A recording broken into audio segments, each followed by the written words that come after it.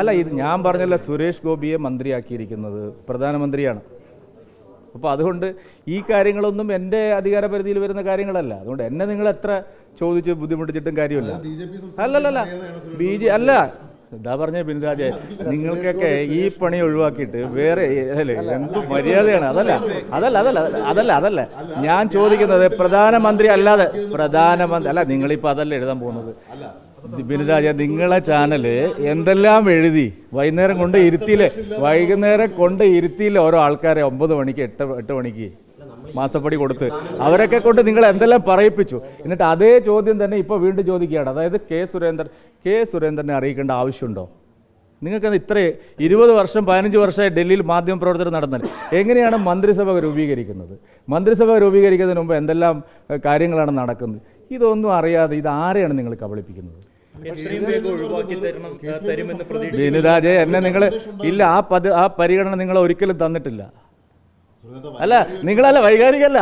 സുരേന്ദ്രൻ, ഞാൻ ജൂൺ 2020 ഫെബ്രുവരി 15 പ്രസിഡന്റായിട്ട് 2 മാസം കഴിഞ്ഞപ്പോൾ എന്നെ മാറ്റിയവരാണ് നിങ്ങൾ. 12 തവണയായി നിങ്ങൾ മാറ്റുന്നത്. അതുകൊണ്ട് നിങ്ങൾ പറയുന്ന ചോദ്യത്തിനൊന്നും ഒരു മറുപടി പറയാനേ ഇല്ല, ഒരു കാര്യമില്ല. നിങ്ങളുടെ ദുഷ്ടലാക്കാണ്.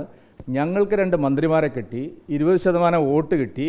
BJP കേരളത്തിൽ ഒരു രാഷ്ട്രീയ ശക്തിയായിട്ട് അതിൻ്റെ സാന്നിധ്യം ഉറപ്പിച്ചു.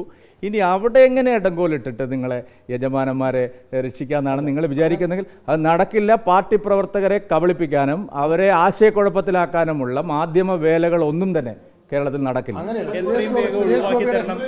ഒരു കാര്യമില്ല. ഞാൻ പറഞ്ഞ ഇതുപോലെ ഞാൻ പറഞ്ഞല്ലോ, ഇല്ല ചോദ്യത്തിൽ ഞാൻ പറഞ്ഞ ചോദ്യം, അതായത് സുരേഷ് ഗോപിയുടെ പേരിൽ നിങ്ങൾ ഇതിനു മുമ്പ് നടത്തിയ വ്യാജ പ്രചരണങ്ങളെല്ലാം കള്ളമായിരുന്നു എന്ന് ആദ്യം സമ്മതിച്ചാൽ ഞാൻ മറുപടി പറയാം.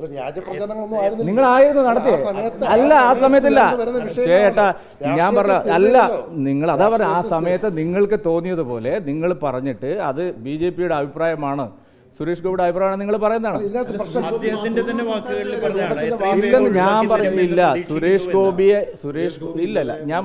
ഇല്ല അത് എന്നും അദ്ദേഹം പറഞ്ഞിട്ടുള്ളത്.